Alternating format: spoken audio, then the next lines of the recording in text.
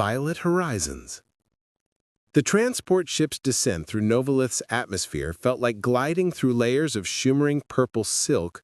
Commander Kai Reynolds pressed his face against the viewport as the clouds parted, revealing a sight that made his 8 years of interstellar travel seem insignificant. The city of Aetheria didn't just exist on the planet's surface, it floated weightlessly among violet clouds like massive crystalline islands suspended in midair, defined everything he understood about planetary physics. "First time seeing a gravity-defiant civilization?" asked Dr. Sarah Cooper from the seat beside him, her eyes crinkling with amusement at what must have been naked wonder on his face.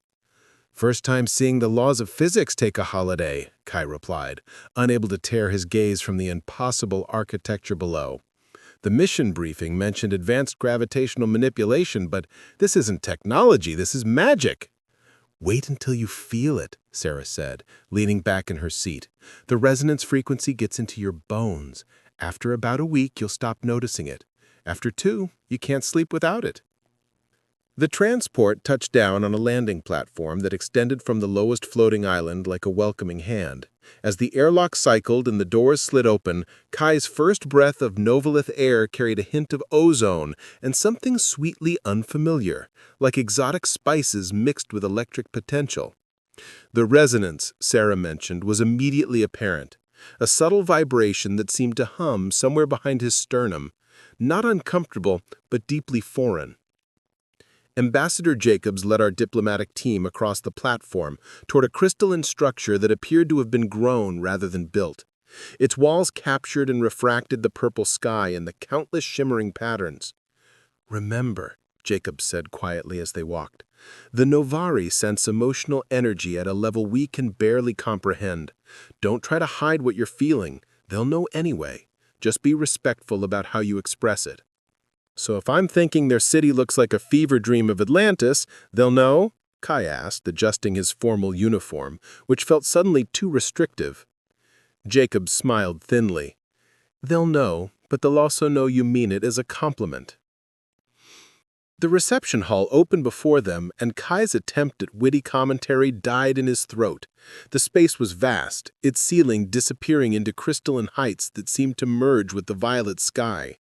The Novari moved through the chamber with ethereal grace, their purple skin creating points of vibrant color against the translucent architecture. They were humanoid enough that Kai's mind didn't struggle with recognition. 2 arms, 2 legs, faces with familiar arrangements of features, but different enough that the weight of genuine alien presence settled over him. And then he saw her. She stood perhaps 20 meters away, speaking with a cluster of officials, and Kai's entire awareness collapsed to that single point in space. Her skin was a deeper purple than the others, almost iridescent, capturing light like amethyst under the strange violet atmosphere. Her hair fell in waves that seemed to shift between deep violet and midnight blue with each movement. But it was her eyes that unmade him. When she turned and their gazes met, something fundamental shifted in his understanding of reality. It was like suddenly perceiving a color that had always existed, but he'd never been able to see, like discovering a sense he'd been missing his entire life.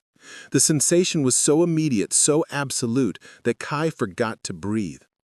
She tilted her head slightly, her expression shifting from diplomatic politeness to something else, surprise, recognition, something deeper that he couldn't name.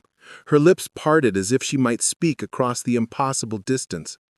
"Commander Reynolds," Ambassador Jacobs' voice seemed to come from a very far away, "are you all right?" "Yes, sorry, the altitude must be affecting me," Sarah snorted quietly. "We're in a pressurized environment, genius." The purple-skinned woman smiled then, and Kai felt it like a physical touch, like the resonance frequency of the city, suddenly harmonizing with something inside him. She said something to her companions and began moving through the crowd, not directly toward him, but not away either. And Kai had the distinct impression of an inevitable intersection being calculated. "Right," he muttered to himself.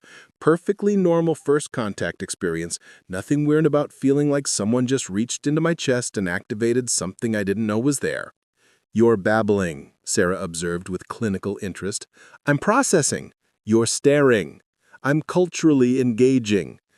Ambassador Jacobs gave him a look that promised a conversation later about appropriate diplomatic conduct, but the moment had already passed. The woman had been intercepted by another group, drawn into what appeared to be an important exchange, and Kai could breathe again. Almost. The sensation of her presence remained, a warmth in his awareness that had nothing to do with Novolith's temperature. Resonant hearts. 3 days into the diplomatic mission, Kai found himself unable to focus on anything but the strange connection he'd felt. His sleep came in restless fragments, filled with dreams of violet skies and eyes that seemed to look through him rather than at him. "You look terrible," Sarah commented as they prepared for the day's negotiations. "Like you've been fighting gravity and losing." "I'm fine," Kai muttered, reviewing his notes without really seeing them. "Just adjusting to the resonance."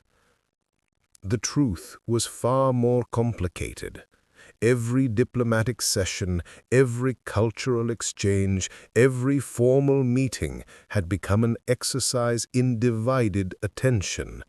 Part of him focused on his duties, while another part remained hyper-aware of her presence. Princess Aya of the Novari royal house, as he'd learned from mission briefings. Entering the central chamber for the morning's trade discussions, Kai felt that now familiar pull before he even saw her, like a compass finding north. His eyes found her immediately, seated at the curved table, her purple skin luminous against the crystalline backdrop. Ambassador Jacobs was mid-sentence, discussing agricultural exchange protocols, when Aya spoke, her voice like the resonance made melodic. "The emotional signature in this room has shifted since yesterday," she said, her gaze sweeping across the delegates before settling on Kai. "Some of us are experiencing unexpected harmonics." King Tarek nodded, his expression thoughtful. "The soul linking is a sacred aspect of our biology, Ambassador. It may be affecting your team in ways we hadn't anticipated." "Soul linking?" Jacobs repeated. "Your briefing materials mentioned empathic abilities, but not this term." "Because it is not typically relevant to outsiders," Aya said, her eyes still on Kai. "Soul linking is deeper than empathy. It is the resonance between compatible spirits, the sharing of emotional frequencies." Kai felt exposed, as if every Novari in the room could see the strange connection humming between him and their princess.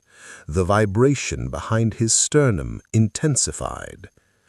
"Perhaps we should include a scientific explanation in tomorrow's session," Jacob suggested. "Our xenobiologists would be fascinated by the neurological mechanisms." "Science can measure, but not explain," King Tarek said, with gentle amusement. "But we will arrange a cultural exchange this evening. For now, let us return to the agricultural proposals." The remainder of the session passed in a blur of trade agreements and resource allocations.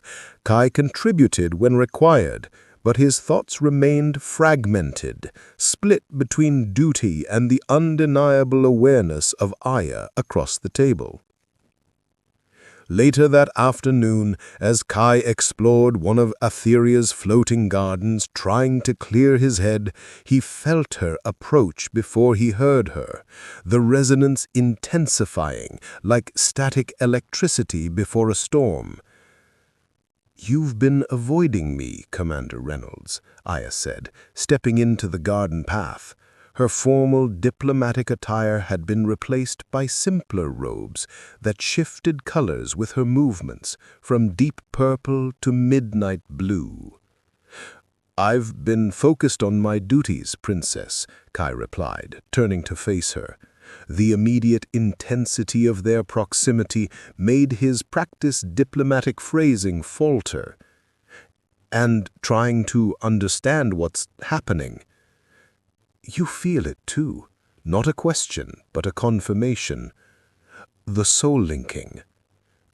"I don't know what I feel," Kai admitted, watching patterns of light play across her iridescent skin. "On Earth, we don't have words for whatever this is." Aya moved closer, her eyes studying him with unnerving focus. "Among my people, emotional truths are always present, always known. But what I sense from you is different, louder, like a frequency that shouldn't exist suddenly broadcasting directly to me." "That's—" I struggled for words that wouldn't sound absurd.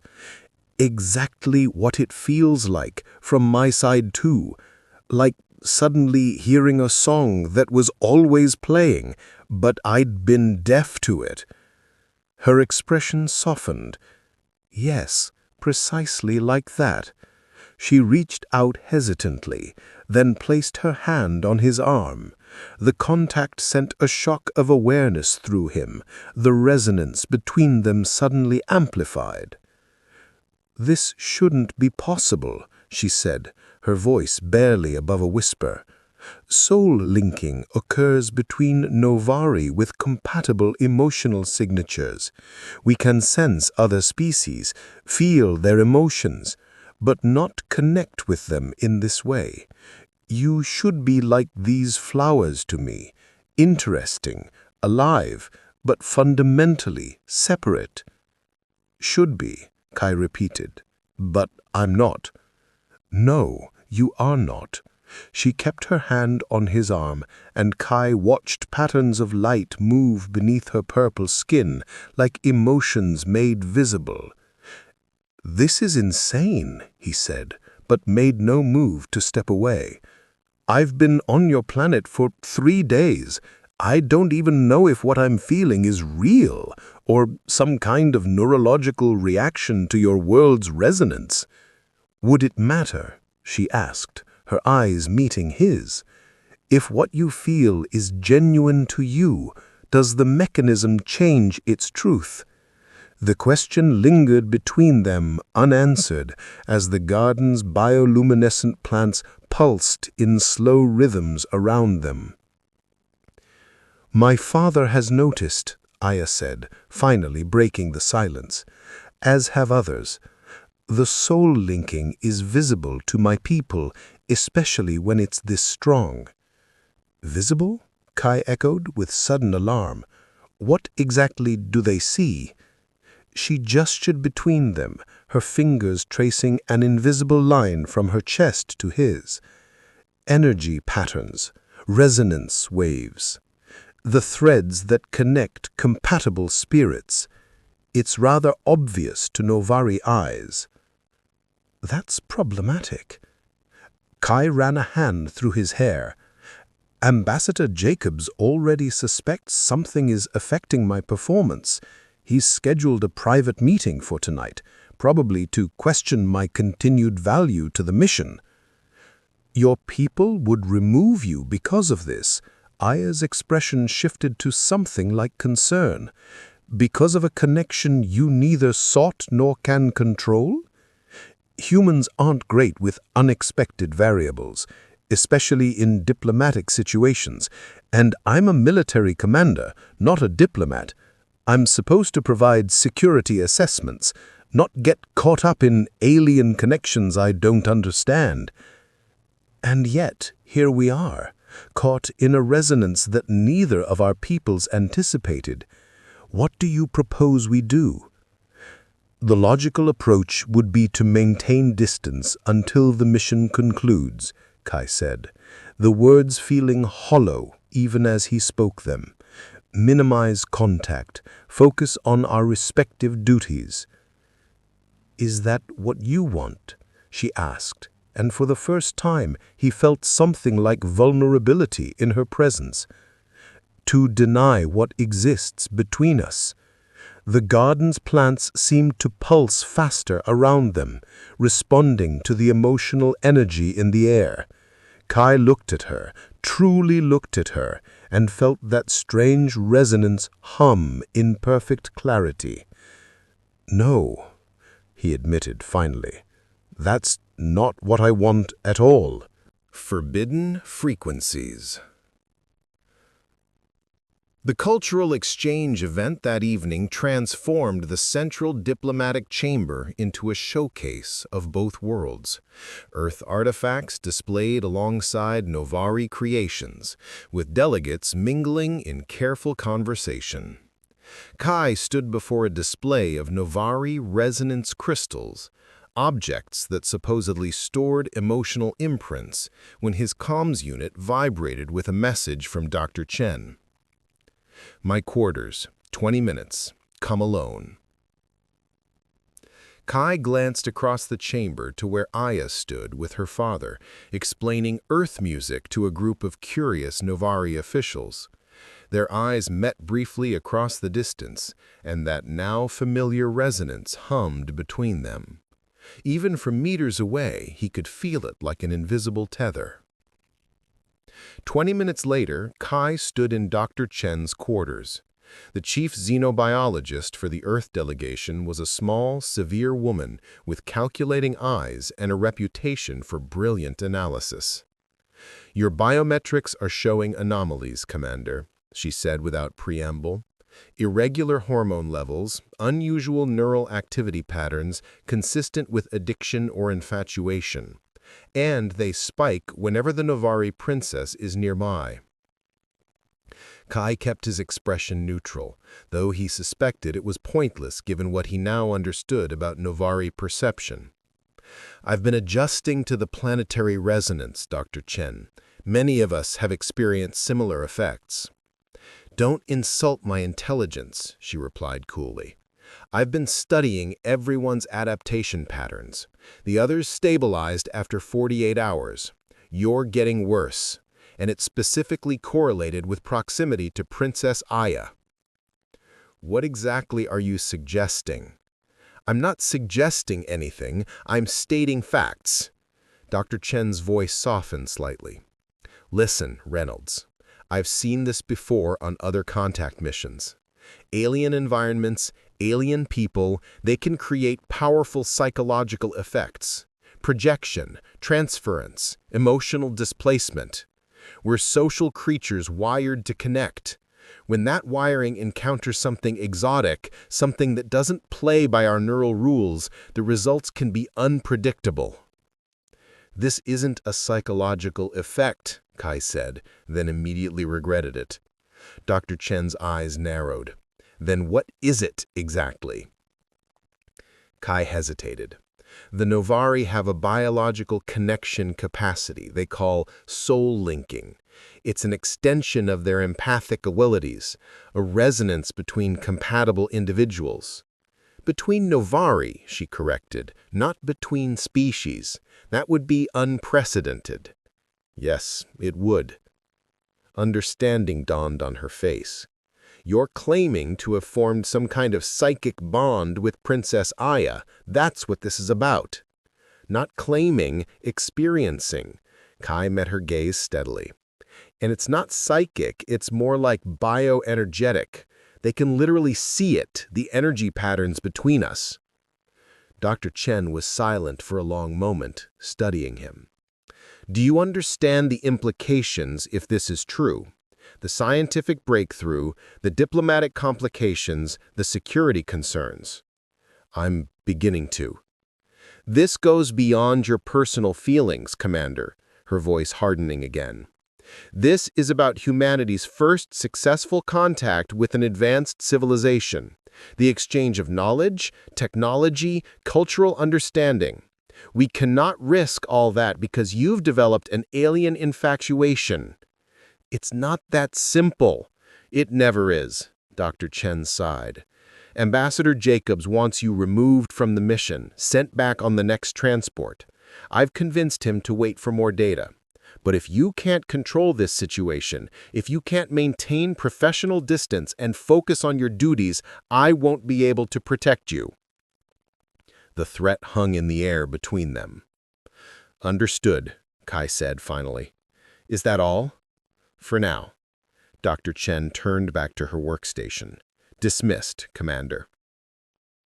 Kai left her quarters, his thoughts churning. The rational part of him knew she was right. The diplomatic mission represented years of preparation, billions in resources, and humanity's first real chance at peaceful exchange with an advanced civilization. His personal situation, whatever it was, couldn't be allowed to jeopardize that. Yet the resonance in his chest told a different story, one that seemed to grow stronger with each passing day. He found himself wandering to one of the observation platforms that extended from Etheria's edge. The view was spectacular. Floating islands suspended in violet sky, the planet's surface far below veiled in crystalline forests. "Your thoughts are troubled." Kai didn't need to turn to know Aya had found him. Her presence registered immediately in that strange internal frequency that had become his constant companion. "My superiors are concerned about my behavior, about us, whatever this is. As is my father. He summoned me after the exchange event to express his concerns. The Council believes our connection could complicate negotiations, create perceived favoritism." "They're not wrong." "No," she agreed, "they are not. But neither are they seeing the full picture." Kai turned to look at her.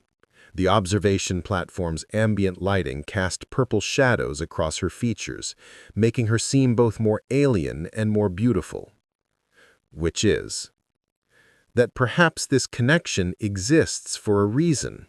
Our peoples are attempting to build bridges of understanding, trust, cooperation. What stronger foundation than a natural resonance between representatives of both worlds? Or it could be seen as a conflict of interest, a compromise of objectivity. By those who think only in terms of political advantage, yes. But there is another perspective, one that sees our connection as evidence that our species are more compatible than anyone imagined, that deeper understanding is possible." "That's a conveniently optimistic interpretation," Kai said, though he couldn't help but respond to the hope in her voice. "The Novari value emotional truth above political convenience, which is why tomorrow my father has requested your presence at the Temple of Echoes." "The temple? What for?" "To witness the resonance ceremony, a ritual where soul links are made visible to all. A demonstration of emotional truth." Alarm shot through him. "You want to make our connection public to both delegations." "It is already public to my people," she reminded him, "and hiding it from yours only gives it the appearance of something shameful, something to be feared. If what exists between us is to be judged, let it be judged in the open, not in whispers and suspicions." The logic was compelling in its directness, so unlike the careful diplomatic dance he was accustomed to. Yet the implications were enormous. "Dr. Chen will see this as confirmation of her concerns," Kai said. "Ambassador Jacobs might recall me immediately." "And if they do?" Aya asked the question, carrying more weight than its simple wording suggested. "What then, Commander Reynolds?" The formal use of his title created a strange distance between them, despite their physical proximity. He studied her, the being who had somehow reached across species barriers to connect to something inside him, the one who had awakened a frequency he didn't know existed. "I don't know," he admitted. "My duty is to Earth, to this mission, but this connection, it feels real," she finished. "Because it is. Despite all logical arguments to the contrary, it exists. Whether we acknowledge it or not, whether others approve or not, the resonance remains." Beyond the platform's edge, Etheria's floating islands glowed against the deepening violet of evening. The city's hum vibrated through him, in harmony with the resonance that connected him to Aya. Two frequencies perfectly aligned. "The ceremony," he said finally. "Tell me more about what it involves." A smile spread across her face, illuminating her features. "You'll witness the physical manifestation of soul links, the energy patterns that connect compatible spirits made visible through the temple's amplification fields." "And everyone will see," he confirmed. "Earth delegates, Novari officials, everyone will know about us?" "Yes." She stepped closer, her hand finding his. The contact sent that now familiar electric sensation up his arm. The truth revealed for all to see. No more hiding, no more questions, just what is. The enormity of what she proposed settled over him. The professional consequences, the personal implications, the unknown territories they would be navigating without maps or guides. "Your father agrees with this plan?" Kai asked, still trying to find solid ground. "My father believes in truth above comfort," she said, "and he believes that understanding sometimes requires courage." The resonance between Crimson threads. The Temple of Echoes rose from the crystalline landscape below Aetheria, a massive structure that predated the floating cities by millennia. Kai descended alongside the Earth delegation, their transport cutting through layers of violet atmosphere. "This is unprecedented access," Ambassador Jacobs noted, watching Kai with calculated interest. "The resonance ceremony is rarely witnessed by outsiders." "A gesture of goodwill," Kai replied, maintaining his composure despite the anxiety churning within him. Dr. Chen leaned closer. "Or a demonstration, with you as the primary exhibit?" Inside the temple's vast circular chamber, dozens of Novari had already gathered, arranged in concentric rings, their purple skin beginning to glow with bioluminescent patterns. The Earth delegation was directed to an observation alcove. "The ceremony reveals connections between compatible spirits," King Tarek explained, "making visible what is felt but unseen, a tradition older than our recorded history." Before Kai could respond, Aya entered the chamber, her ceremonial robes flowing like liquid amethyst around her form. When their eyes met, the resonance between them surged like a plucked string. The ceremony began without announcement, the temple's crystalline walls humming with energy as threads of light materialized between the gathered Novari. Amber, joy; deep blue, contemplation; crimson, connection. Each emotion manifested as visible energy linking the participants. Ambassador Jacobs watched with scholarly interest. "Fascinating. Some kind of projected energy field, perhaps?" "Not projected," Dr. Chen whispered, her scientific detachment momentarily forgotten. "Bioenergetic emissions, made visible by the temple's amplification field. This is—" Her observation cut short as Aya stepped forward, joining the inner circle. Her skin illuminated with patterns that shifted like constellations being born. As she opened herself to the ceremony, threads of light extended from her to other Novari in unexpected patterns. Then, one thread, thicker than the others, pulsing with crimson energy, stretched across the chamber directly to Kai. The Earth delegation fell silent as the implications became undeniable. The thread connecting human to Novari pulsed with each heartbeat, impossible yet visibly real. "Commander Reynolds," Ambassador Jacobs' voice was dangerously quiet. "What exactly am I witnessing?" Before Kai could answer, Elder Vashir approached, his ceremonial robes adorned with crystalline fragments. "What you see, Ambassador, is unprecedented. A cross-species soul link, the first in our recorded history." "A security breach," Dr. Chen countered. "Unauthorized neural interface with Earth personnel." "No," Aya's voice carried across the chamber as she approached, the thread between them still vibrating with crimson light.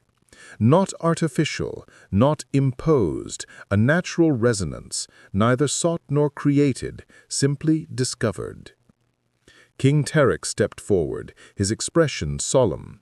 This connection presents questions for both our peoples, questions of compatibility, integration, diplomatic protocol, but it cannot be denied. The resonance exists, whether we approve or not. Kai stood at the center of attention, the crimson thread linking him to Aya, visible proof of what he'd felt since first seeing her. "I didn't choose this," he said, looking from Jacobs to Chen. "But I don't deny it either." "This changes everything," Ambassador Jacobs said, "the entire framework of our negotiations." "Perhaps," King Tarek replied, "or perhaps it simply reveals a truth that was always possible, that our peoples are more compatible than we imagined, that connection transcends the boundaries we believe separate us." As the crimson thread pulsed between them, Kai met Aya's eyes across the chamber. No more hiding, no more denial, just truth illuminated for all to see. Harmonized worlds. The week following the resonance ceremony transformed everything. The diplomatic chambers buzzed with new energy as negotiations evolved from cautious exchange to genuine collaboration. "The Soul Link has become a symbol," Dr. Chen admitted grudgingly as she reviewed data in her lab. "Public opinion on both sides has shifted. Cultural exchange requests have tripled." "I agree. The connection, to proof that understanding is possible." "Your connection specifically," she corrected, "which is why Ambassador Jacobs has reconsidered your position." Instead of removal from the mission, Kai found himself appointed special liaison to the Novari royal house, his unique connection to Aya repositioned from liability to asset, a bridge between worlds. That evening, he found Aya in the gardens of the royal residence, her presence registering in that now familiar resonance that had become his constant companion. "The treaty amendments have been accepted," she said as she approached. "Trade protocols, cultural exchange programs, scientific collaboration, all proceeding faster than anyone predicted." "Because of us," Kai said, the knowledge still strange to contemplate. "Because we proved connection was possible," she corrected, taking his hand. The contact sent that electric awareness through him, the crimson thread between them, invisible outside the temple, but no less real. "And now?" he asked, the question that had lingered since the ceremony. "Now we build something new." Aya's eyes held his. "The first cross-species diplomatic partnership. A formal alliance between your military expertise and my cultural knowledge, a model for others to follow." "Just diplomatic?" Kai asked, the resonance between them pulsing with unspoken meaning. Her smile deepened, patterns of light moving beneath her purple skin. "The diplomatic title satisfies protocol, but the resonance between us, that is something neither of our peoples has words for yet, something we will define together." She moved closer, the distance between them closing as naturally as gravity. "Your assignment has been extended indefinitely, Commander Reynolds. How do you feel about becoming a permanent representative to Novalith?" The resonance hummed between them, a frequency that had once seemed impossible, now familiar as his own heartbeat. "I feel," Kai said, drawing her into his arms, "like I've found a frequency I never want to lose."